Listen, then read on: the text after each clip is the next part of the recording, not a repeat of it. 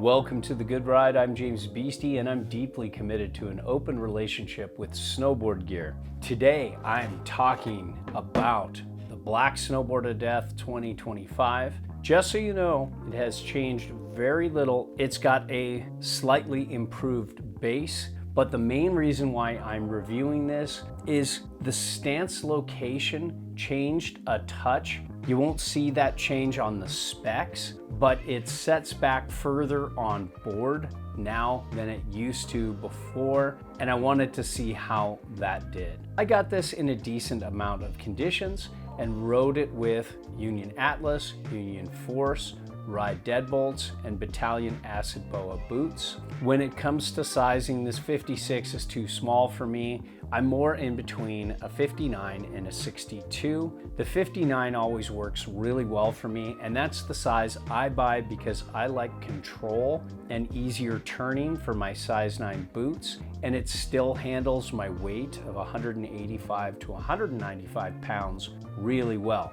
If I wanted to step it up, ride a little faster, have a little easier float in powder, I'd go 62, but it's gonna be more challenging to turn. Some things that'll make you wanna swipe right. This is a very versatile one board quiver. Sets back better than it used to in powder for better directional float. It's fun to turn. It's pretty good in uneven snow for a Capita board. It's got better grip than a lot of Capita boards. It's got a fast base, and it's pretty forgiving for what it is. Some things that'll make you want to swipe left. The base has too much structure and it feels weird in certain conditions. It's marketed as a free ride board, but it really is an all mountain board. So let's talk shape. This is directional. It has 1.1 millimeters of taper, not a lot. You don't even feel that in the tail. You can see the tail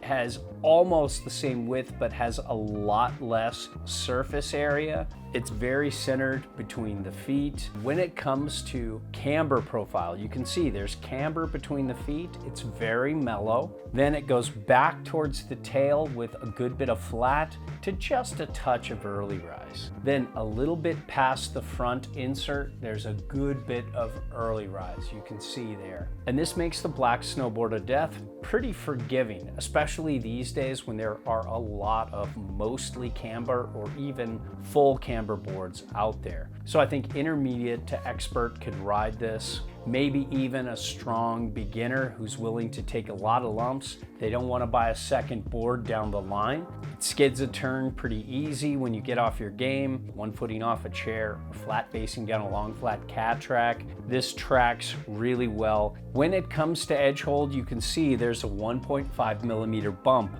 on each side. It does help with the grip. It's still not a hard snow specialist, but it's better in hard snow than other Capita boards that don't have this. Let's talk Black Snowboard of Death Flex. This is the 56. You can see it's a medium flex, but it's got a lot of pop, especially for a board with only a little bit of camber between the feet. It's not there with the Mega Death, but it's much more damp. The tail feels on the stiffer side. Then you throw in the nose, it feels a little softer. And with this early rise here, it gives you that cheater leverage and allows you to butter off the nose a lot easier than you would think. Same with the tail, but to a lesser extent when it comes to soft, thick, uneven snow. It's one of the better boards of Capita's line. A lot of Capita boards, like for example, the Mega Death, that board bucked and bounced me around a little too much in soft, uneven snow. This isn't as poppy, but it stays more quiet and easier to ride in those conditions. In hard micro bumpy snow, this does really well too. When it comes to speed, this can point it pretty well. This is one of the faster boards in Capita's line for sure. It can go straight and fast pretty well, especially if you size it correctly. This will be fine if you occasionally want to point it down an entire run, but there are faster, better boards for that. When it comes to base glide, this base is fast and I like it, except for the structure. I wish it had a lot less structure. If you put a lot of wax on this and really get the wax up even to this structure, it does a lot better, but as the wax wears off and you get into firm but fair snow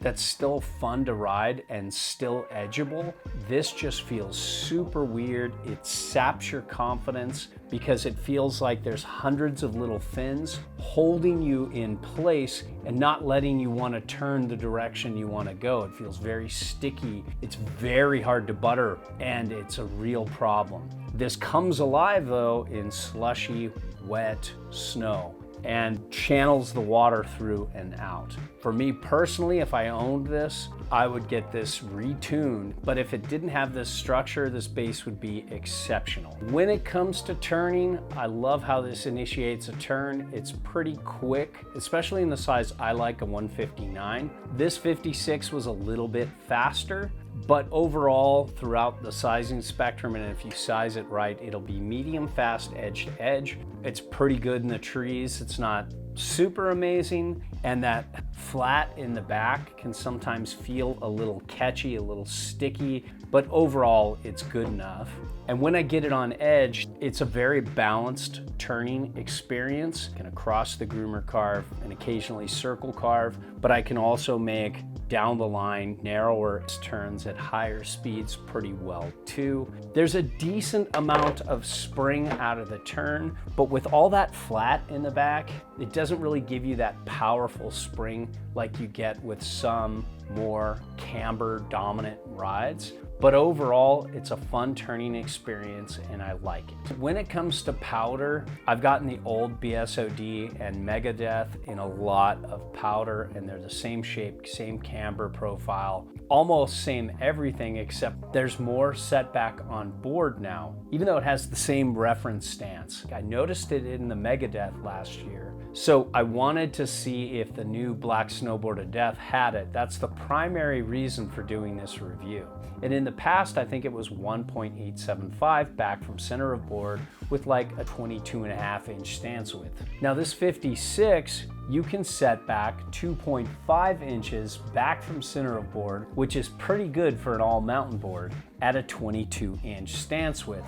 And it'll be very similar with the 159. So that's a nice improvement. When it comes to switch riding, this is pretty good, but not exceptional. I think boards like the Mercury or Mega Mercury do a better job because they're more closer to a true twin, but they don't set back as much in powder, so it's a real trade-off there. I think this is a good park board, but not a great park board. It's more for hit and kickers, not really for jibs. It can be fun in pipe, but there are other boards that I'd enjoy more. So overall, I really like the slight tweak to the stance location for setback on board. Makes it better in powder. Moving forward, you're gonna see this a lot more on my recommendations list because of that. There you have it.